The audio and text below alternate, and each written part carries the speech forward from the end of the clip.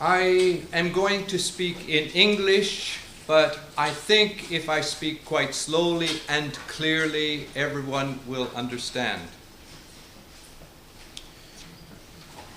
The following startling announcement comes from the Shi, a book that was written 200 AD, 200 after Christ, during the Han Dynasty in China. This is the quotation.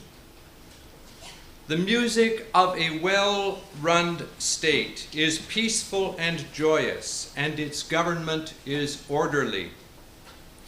That of a country in confusion is full of resentment and anger, and its government is disorganized. That of a dying country is mournful and pensive, and its people are in distress.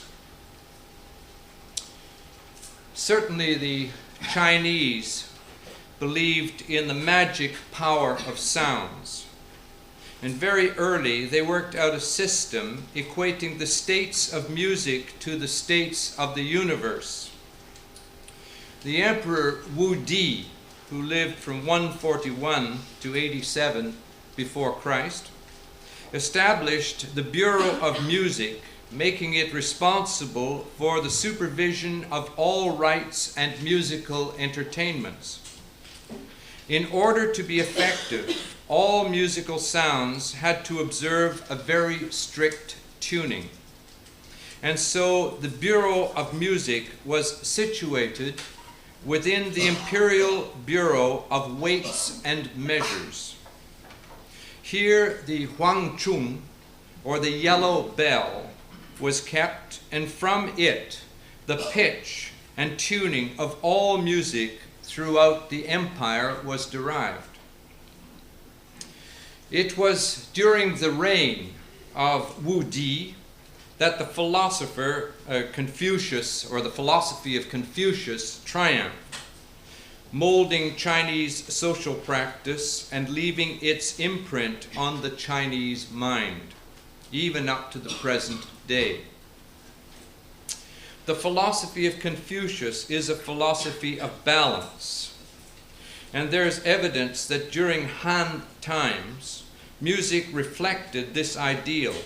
For instance, every rising interval in a song would require a corresponding descending interval of the same magnitude in a peaceful and joyous procession of tones to ensure orderly government.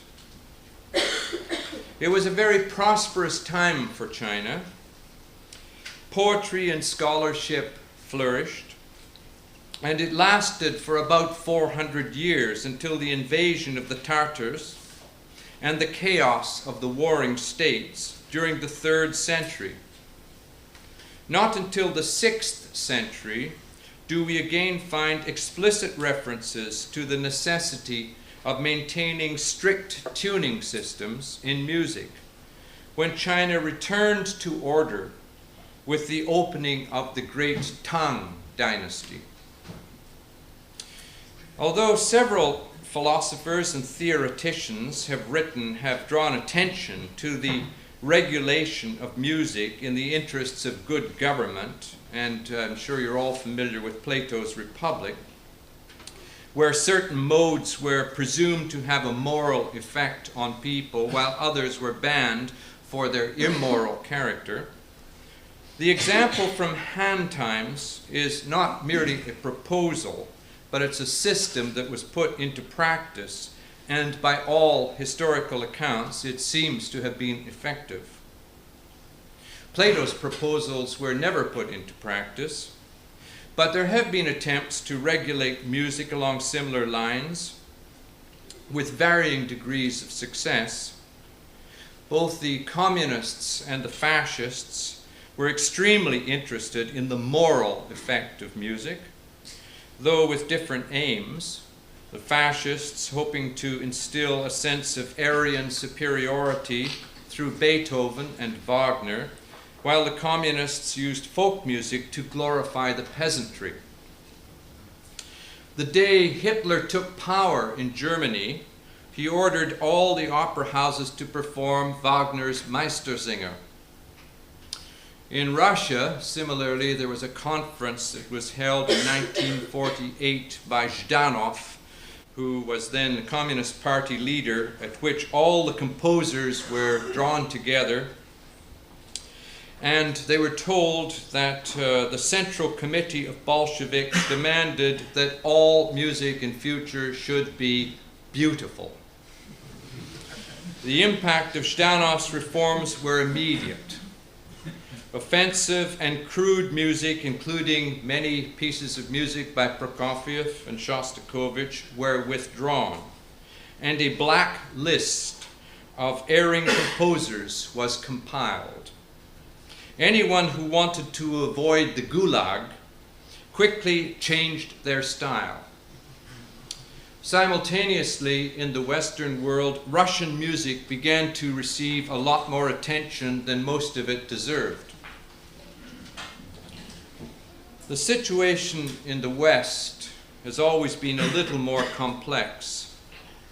The modern democratic state has always claimed neutrality on cultural issues. But the economic goals of capitalism have favored pop music and entertainments, and certain kinds of popular entertainments, and that has had the effect of suppressing or even eliminating other forms of music as economically less competitive. You remember Bill Clinton playing the jazz saxophone, more or less in tune, and the pop songs that were sung at Westminster Abbey during Princess Diana's funeral. These are heavy endorsements of the very light froth surrounding an increasing amount of music performed at official celebrations in the Western capitalistic world. Music is an obvious reflection of society, but so is the acoustic environment in general. When we initiated the World Soundscape Project in Vancouver in 1970, we tried to expand the field of study to include all sounds. We invented the word soundscape, and I used music as a metaphor to help people to understand what we meant by that word. Imagine, I said, imagine that the soundscape is a huge musical composition or improvisation. It's pulsing around us ceaselessly, without ever stopping. When did it begin? When will it end? It will last your whole lifetime. And by the way, listening to the soundscape concert, the seats for this concert are free. You're the audience then. You're listening to this soundscape composition continuously throughout your entire life, but you're also a performer in this composition because you create sounds. And you might also imagine yourself as being composers because you can help to shape and improve the orchestration of the soundscape. With these thoughts of the soundscape and its changes, soundscape design was born. Of course, there were lots of people in different disciplines who were already engaged in aspects of sound design. Engineers and architects, urban planners, legislators. But they were working in specific environments, and it took a long time before we began to talk to one another across different discipline lines and also from one culture to another. Music has a history, but so does the soundscape. It seemed, however, that no one had ever studied this, and that to me was quite remarkable. There are many professions that have grown up that are concerned with the visual environment in which we live. Architecture, geology, studying the formation of rocks, the formation of the shapes of the earth, geography, Painting, painters painted the landscape. Literature, writers wrote about the landscape. Cinematography, many different professions, but no one had ever actually concerned themselves with the soundscape. We asked ourselves, how has the soundscape changed? How has it evolved from ancient times to modern times? And what has the effect of these changes been on our behavior? Are there such things as archetypal sounds, which stimulate similar sensations across cultures or throughout history? What behavioral changes can we notice as we move from a natural soundscape to one that is more technological? Can sounds be used to manipulate people? And if so, who uses them and how do they use them? To answer these questions, we studied countless historical documents, artifacts, books, pictures, descriptions of sounds from cultures the world over. We investigated the most ordinary sounds in the same way that Roland Barthes, in his book Mythologie, investigated the most ordinary consumer products like soap flakes, or Marshall McLuhan studied advertising and television in The Mechanical Bride and Understanding Media. How has the telephone, for instance, affected our behavior? Well, for one thing, it abbreviated speech and it increased illiteracy. We asked the same questions about radios, about lawnmowers, about electronic games, about the sounds of religion, the sounds of warfare. We studied the evolution of sound signals. What is the difference between being summoned to work by a factory whistle or being caressed by the office Muzak system, especially when the Muzak system is also organized and planned in such a way as to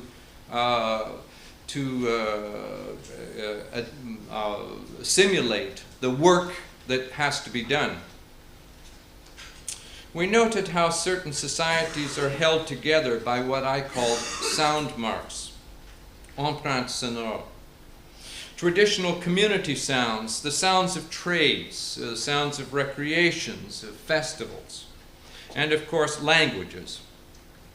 We noted the sounds people hear only unconsciously, noticing them only when they disappear.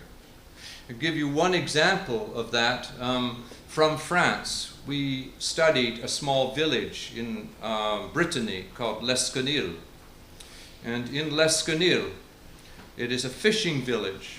The fishermen used to go out every day to fish and come back.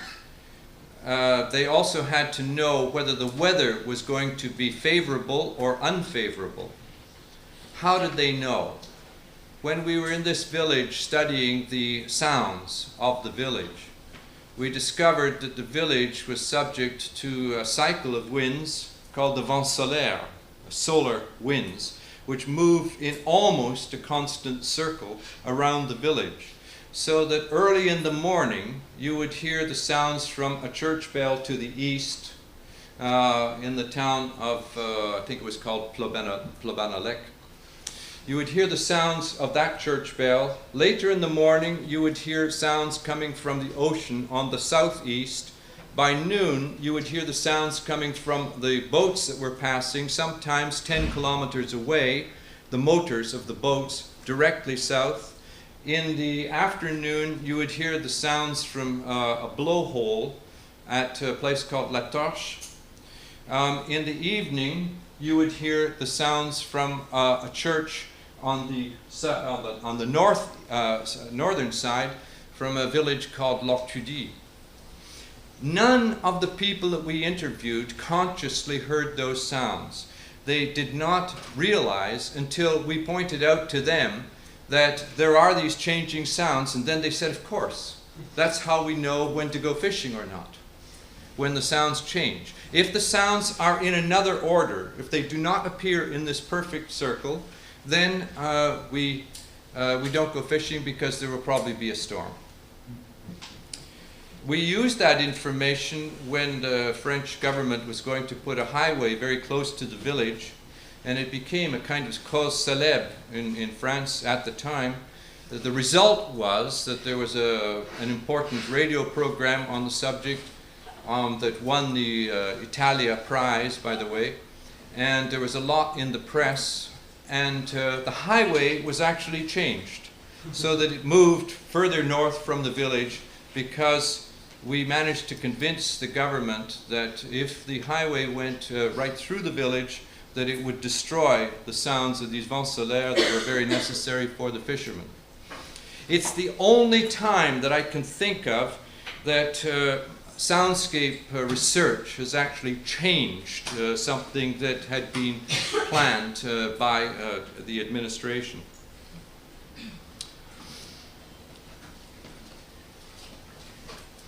We studied the predominant materials of different soundscapes in different cultures.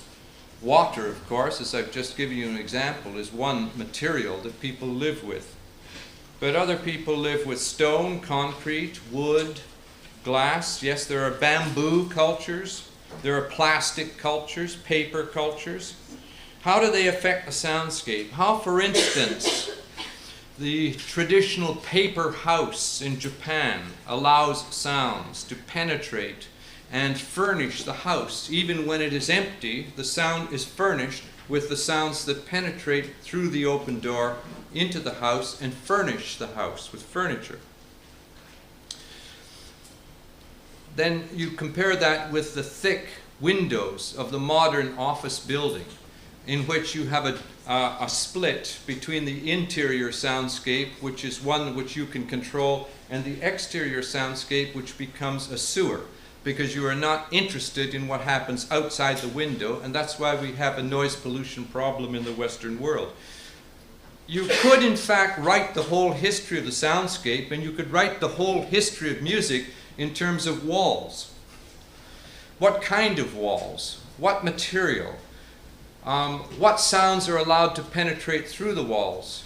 What kinds of people are kept inside, kept away from the sounds outside? What kinds of people have to remain outside and they're never allowed inside?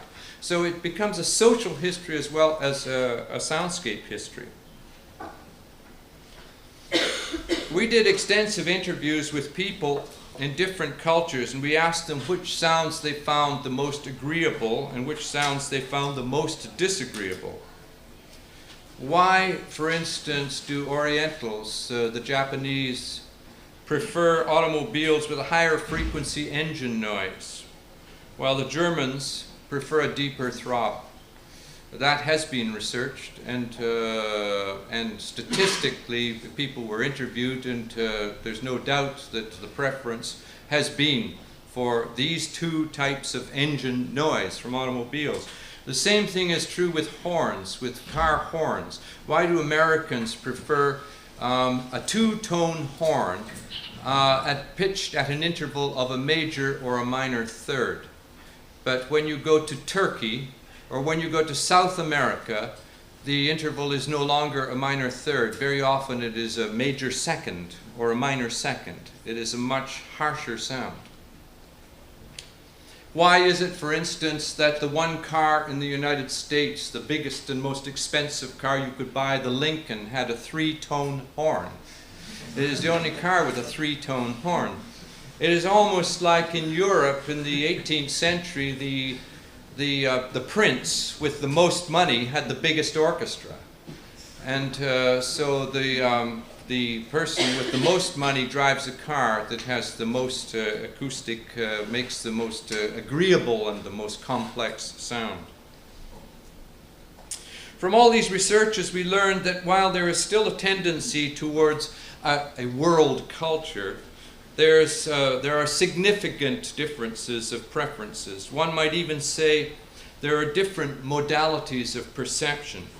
Some cultures, perhaps, favoring focused listening, just as in the Western world we favor focused viewing.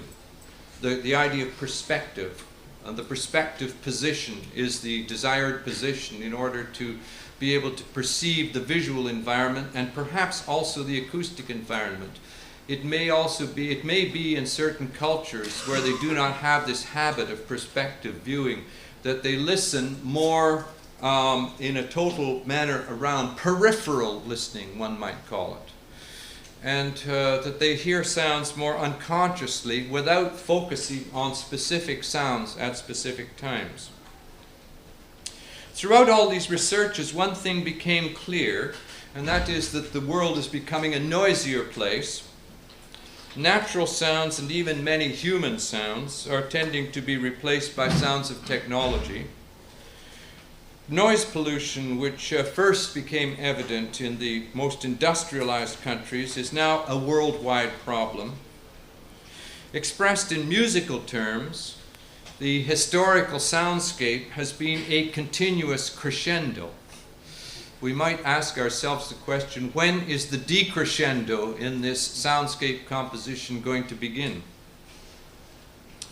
When we first began our researches, the word ecology was not well known in 1970. The relationship between living organisms and their environment was a subject of interest to very few people. And I remember audiences laughing when I first spoke about acoustic ecology. Eventually, the World Forum for Acoustic Ecology came into existence, with member states in different parts of the world. There are member states in Canada, Australia, Finland, Germany, Austria, Switzerland, England, Ireland, and Japan. Unfortunately, not yet such an organization in France. It would be a very interesting outcome of this particular conference, or of some conference, to have such an affiliation, because with the World Forum for Acoustic Ecology, we do have almost annual meetings somewhere, and it's an opportunity for us all from different cultures to get together and exchange ideas on soundscape research. The conferences that we have are places where information can be exchanged, but also there are lots of debates, I've noticed. The general argument is whether and to what extent the soundscape can or should be designed. In a sense, the world is already over-designed. Almost everything the city dweller sees or hears or touches was created by humans. The sounds, the sights, the rhythms of the natural environment are absent. Human interventions and controls prevail to render this world more predictable, more comfortable, but we also become suspicious that we are being manipulated. When we think about it, there are very few sounds in the modern world that are not owned by someone. And the use of these sounds in the persuasion of the public has never been more vigorously pursued than it is today. One might even say that we've entered an era in which our ears are not only constantly assailed, but are actually for sale. Our ears are for sale. There's a term in English known as rights to stomach. Strange term. What it means, though, is the buying of food and drink franchises for certain territories. For instance, at the Olympic Games. Then nothing but Coca-Cola or McDonald's hamburgers will be available within a radius of so many kilometers because you have bought this space for commercial purposes. And we can almost begin to, the celebrated case with regard to the acoustic environment was the debate and the court case between the Harley-Davidson motorcycle manufacturer and the Honda motorcycle manufacturer, the Harley-Davidson claiming that the Honda stole the sound of the Harley-Davidson motorcycle. And I believe they won the case, although it went through many different court cases. It may not be entirely resolved yet. But here you have a case of a company claiming that it has a trademark sound which cannot be imitated or used by anyone else. So the introduction of trademark sounds is more advanced than a lot of people think. I remember going to the BMW Bayerische Motorwerke plant in Munich, and one of the chief engineer there said to me, he said, "You know, we can make an absolutely quiet car, but we don't want to make an absolutely quiet car. We want to make a BMW with a certain sound, so that when people are standing on the street, they will hear this sound and they will turn and say, 'Ah, I think I hear a BMW.'" So we can begin to imagine a commercial world in which an array of manufactured goods is controlled by sponsors, and from which all other competitive sounds are eliminated if possible. In this world, of course, nature is the loser because it has no sponsor. And because the competition of registered trademark sounds is ruthless, silence and tranquility disappear before product noise that eludes censure because it announces prosperity. Product noise announces prosperity. Silence is poverty.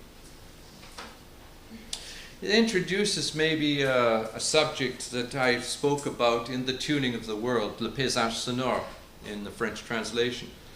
I called it sacred noise.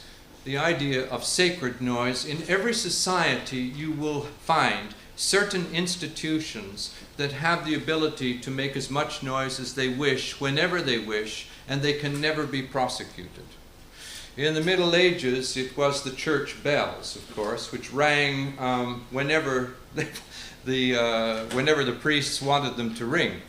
In the modern world, as we know, there are now limits on how many times church bells can be rung because they wake people up who don't want to go to church.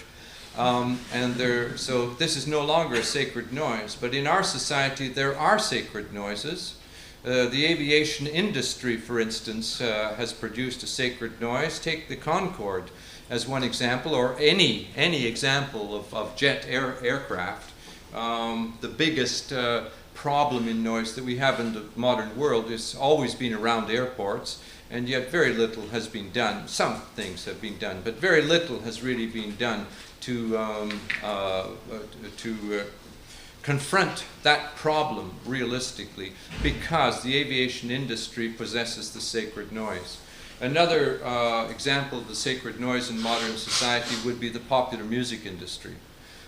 They can produce sounds at any level they wish, even levels that are perhaps destructive of the hearing of the people who have to listen to them, without censure, without being criticized. So in every society, I think we will find examples of the sacred noise, but those things will change with time.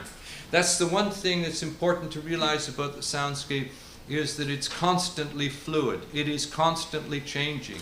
That sounds, everyone in this room will have heard sounds when they were younger that they no longer hear today. They have disappeared. Where do sounds go when they disappear? Where do they go? They will never come back. They go to another world, I suppose. And there they wait for us. At the same time, I used to ask students to write down sounds that you heard for the first time within the past year. Make a list of new sounds that you've heard for the first time within the past year. It's the same kind of thing. It demonstrates that the soundscape is dynamic and always changing.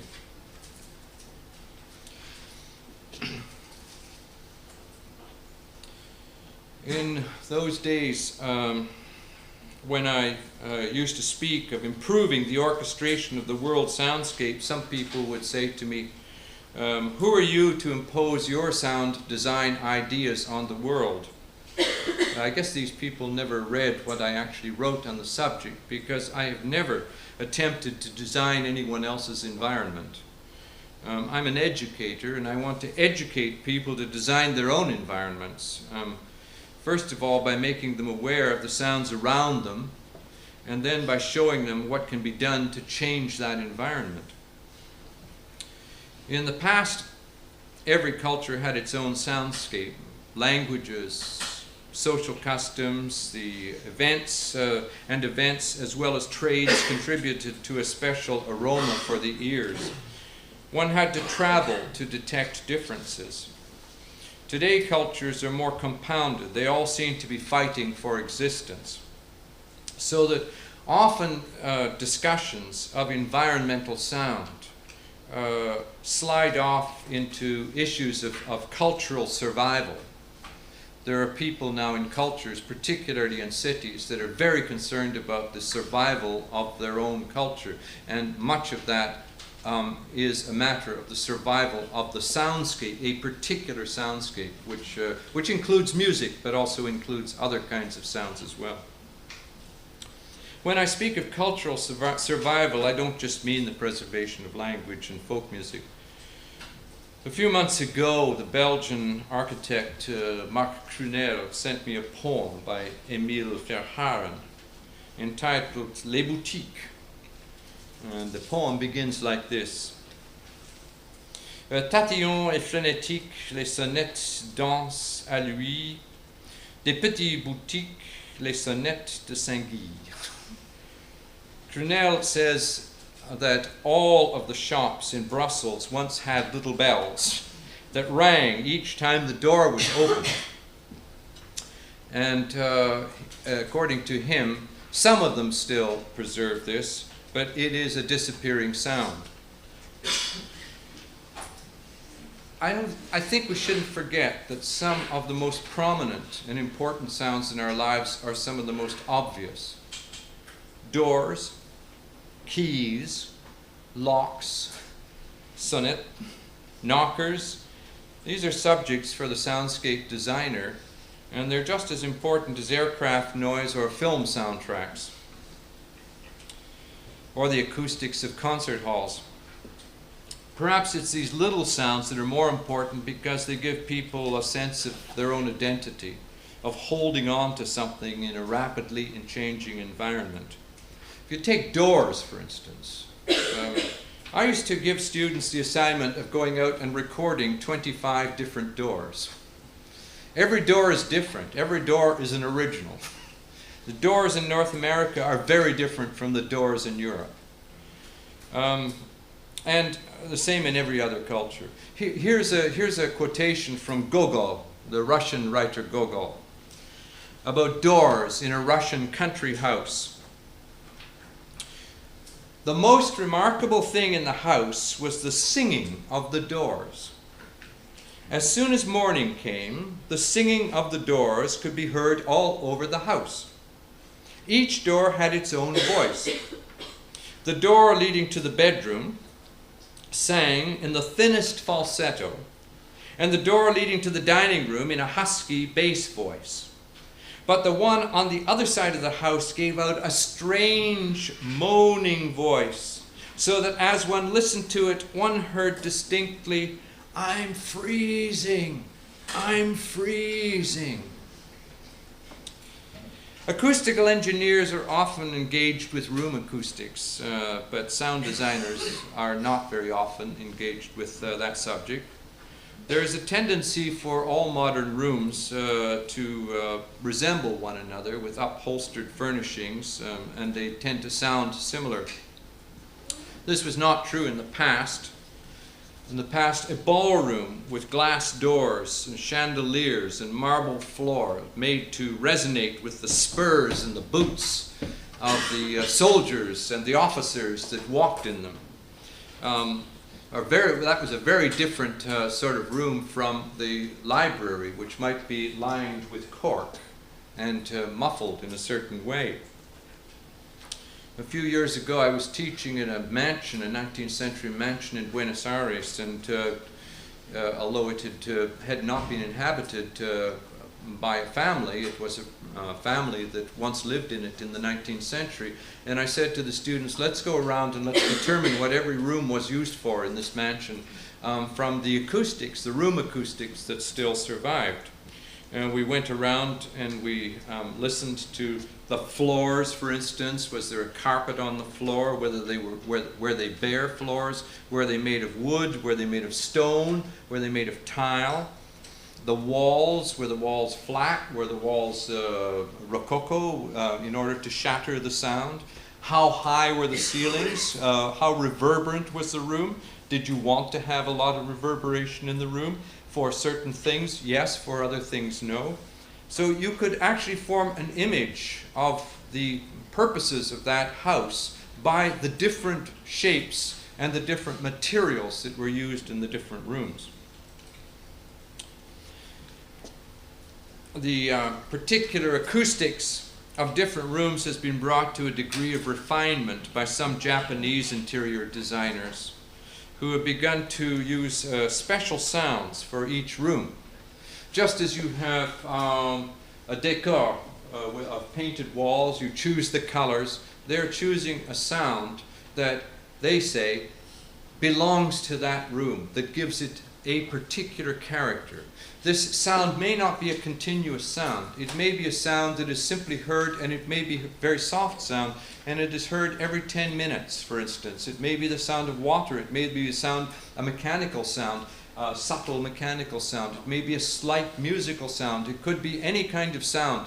It inhabits the room and gives it its particular flavor. This perhaps is a subject that is going to become more important as sound design develops. And you could imagine, for instance, going into a room and adjusting the acoustics of the room with just the way you adjust the thermometer of the room and change the temperature. You can change the soundscape of the room. Sound design for today's customers is very easy because it's just a matter of product refinement. But sound design for the future is not easy because history shows us that future forecasting is very difficult and often wrong, perhaps usually wrong. There's an amazingly accurate description of the future soundscape made by Francis Bacon, the English philosopher and essayist, in a book called The New Atlantis, the last book he ever wrote, and it was in 1627. Here's what he wrote about the future, or about the soundscape in this new Atlantis, in this imaginary sort of new world. We have sound houses where people practice and demonstrate all sounds and their generation. We have harmony, which you have not, of quarter sounds and lesser slides of sounds, diverse instruments of music, likewise unknown, some sweeter than any you have, with bells and rings that are dainty and sweet. We make diverse tremblings and warblings of sound, which in their original are entire. We represent and imitate all articulate sounds and letters, and the voices and notes of beasts and birds. We have certain aids which, set to the ear, improve the hearing greatly. We have diverse, strange, and artificial echoes, reflecting the voice many times, and as it were, tossing it about, and some that give back the voice louder than it was originally presented, some shriller, some deeper. Yes, some changing the voice completely. We have all means to convey sounds in pipes, in strange lines, and across distances. Recording, broadcasting, filtering, compressing, amplification, editing, reverberation, earphone listening, They were all imagined by Francis Bacon nearly 400 years ago. In 1999, here in Paris, a group of young designers and people interested in soundscape met together for one day to talk about the sounds of the future. We gave each participant a subject to talk about. They were only given the subject a day or so before, and they were allowed 3 minutes to talk about the subject. It was then followed by 3 minutes of general discussion, and then we went on to the next subject. We did not want anyone talking longer than 3 minutes. Since we were not academics, we were under no obligation to bore anyone. So we kept it short and to the point. And some of the questions that we asked them, for instance, you would receive this the night before in your hotel. Tomorrow morning you were to talk on this subject. Is sound necessary? Could sounds be made to grow like plants? Describe an acoustic park. How do you eliminate airport noise without eliminating airplanes? What comes after the cellular phone? What other acoustic toys can you imagine? How can you personalize technological sounds? What will replace loudspeakers? How will acoustic comfort be defined in the future? What sounds should be stored away for the future, if any? Will we all speak the same language in the future? If so, what language? These topics were provocative, of course, but they stimulated the imagination. I remember some quite bright ideas coming out of these little 3-minute thrusts people in their presentations made. One person said future of loudspeakers would be loudspeakers that suck up sounds instead of pushing sounds out. Take sounds out of the environment. Someone said regarding aircraft noise, to bring that about, a lot of changes will be necessary.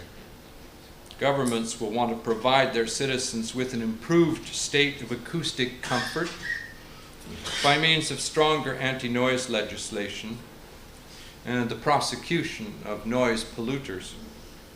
But more importantly for us, sonic designers will have to demonstrate a greater imagination in the sound objects that they produce and design. And they'll have to encourage their sponsors, your sponsors, our sponsors, to relinquish their desire to dominate by mere force of the sound and to think of something that is more subtle and more original.